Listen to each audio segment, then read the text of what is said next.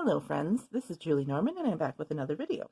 This one is not so much plan your life, but something you can do during your daily routine. And I do use planner tools, of course, so I'll go over those too. What it is scripture writing or scripture copying, which is writing out the Bible word for word. And the idea came to me one day and I was like, why not copy scripture? And I thought that was an interesting idea. That kind of sounds up my alley. I like to write, I like paper. And so I, of course, go to search online. Do other people do this? This is strange. Not that I need affirmation, but I just wanted to know if there's a specific way I should go about this. And there are actually a lot of people who do this. They do it, as part of their devotional time, their meditation, how to study, and they will use all kinds of tools, everything from beautiful journals, calligraphy pens, all the way down to a simple spiral notebook and a ballpoint pen. There's also a group of people who do something a little similar but different, and they do what they call scripture journaling, where they will have a Bible that, instead of looking like this, it will have bigger margins. They might have some blank pages, and they go ahead and use it as a journal where they'll write notes, they'll put stickers, washi, tip-ins, and the blank pages, they'll have some beautiful artwork. It's just quite amazing. So if you ever have a chance to look up that, images for the Bible journaling. So I thought, okay, I'm going to do this. So luckily, as a planner, I have things on hand. So I grabbed a Paper Penguin notebook. This is the one with the Strathmore paper.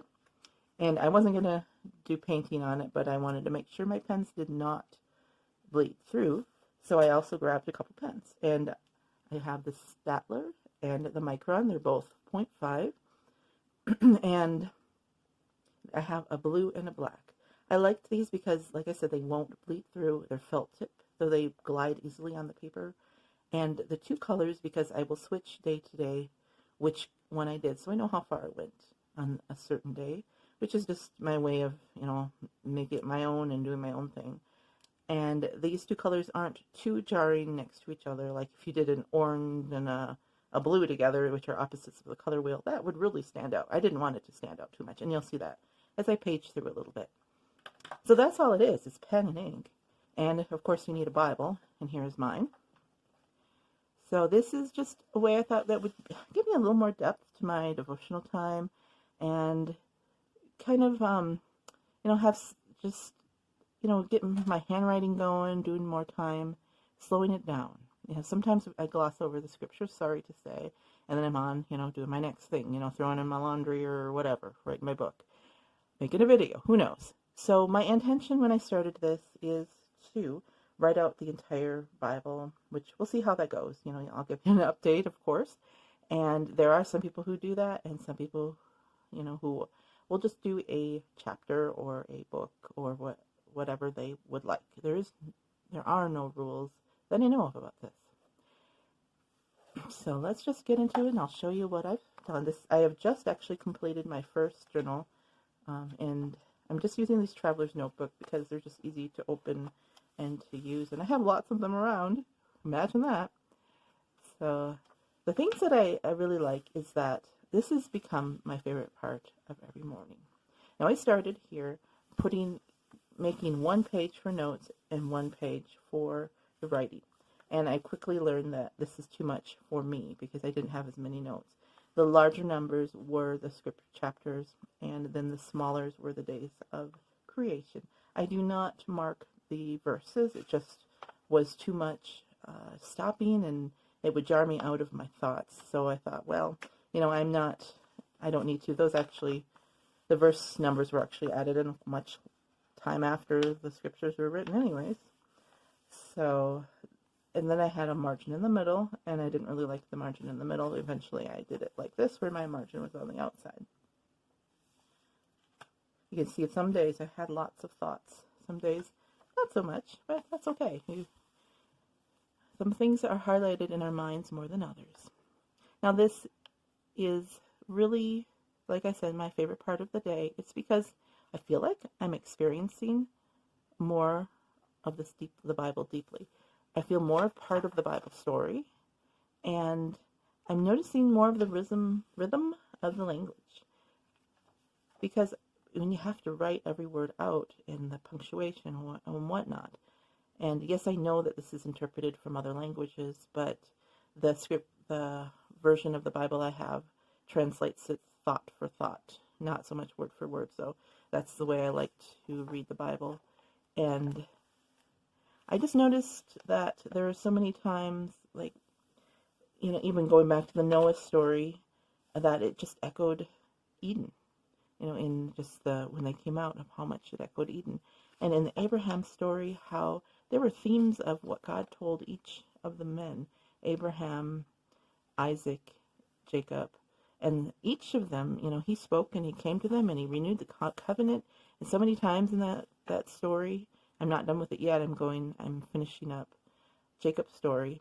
And there are so many times when God said to them, look up, look up and see. And he even did that for Hagar too. He didn't do it for Sarah, which is interesting, but he did it for Hagar. And I just never noticed this before.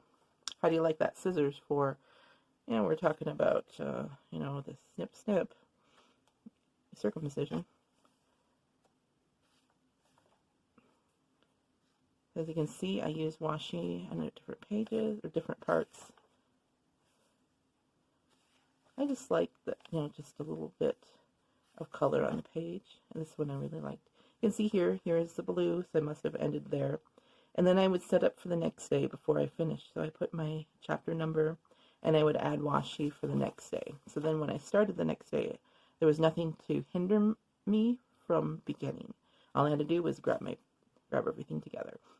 And so how I would do this is I would go to where I was at next. And I have my ribbon bookmark and a little flag. And this is where I'm going to go tomorrow morning. So I would just be here, and let's just pretend this is a blank page, and I would start. I would say out loud, on the third day, and write on the third day. Laban was told, Laban was told. And in that way, just a few words at a time I would write, because I sometimes would skip a line or something, and I would actually hold my thumb where I was, too, as I went, because I've gotten off a few times. And just a tip, white correcting tape really helps out here when you mess up, because sometimes, I don't know if you saw, but there was a few places where that was necessary. But speaking it out loud, reading it, writing it, I believe those three things together for me have really helped to cement more strongly what the scripture was saying. And going slow at the pace of your pen really helps me to slow down, to think more, because I really can't go anywhere while I'm writing, and I would have more time to think about what I was writing. I can't gloss over any part, even the weird stuff, like, somebody was sacrificing something or whatever, and other things like this person had this many kids, and then he died and lived this many years, and then this guy lived this long. Those aren't the fun parts, but, I bet you that I'll be less likely to forget their names now that I've written them so many times, and so on. As you can see, some days I have more notes than others. My washi changes a little bit.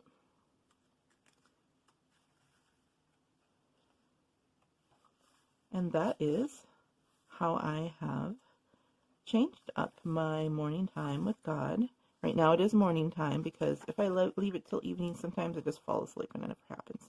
So if I wake up at night, I can always have a bonus time, because I am more of a night owl.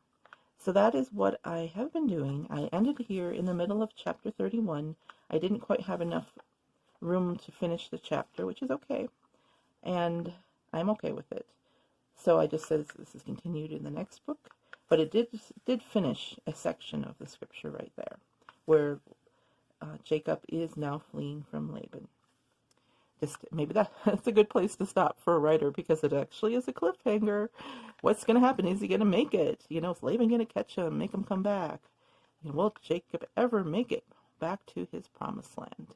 So tune in next time. Anyway, if you are curious, chapter 31 of Genesis.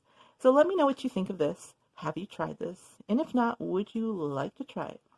And if you haven't, I would just encourage you to think about doing just a little bit. Maybe try a chapter of your favorite book, maybe a part you want to memorize, maybe some scripture that you would like to study more. And come back and let me know how it went, what your thoughts were. Would you do it again? Or you want to continue it? And I would love to know if this works for you. So I thank you so much for coming and watching this. And I just appreciate every one of you. I have 72 subscribers, and I appreciate every one of you for clicking that subscribe button. It means so much because I am a fairly new channel, and I have primitive tools. Here I'm sitting with my phone and a makeshift tripod, but it works. And until I can afford more, this is what I have for now.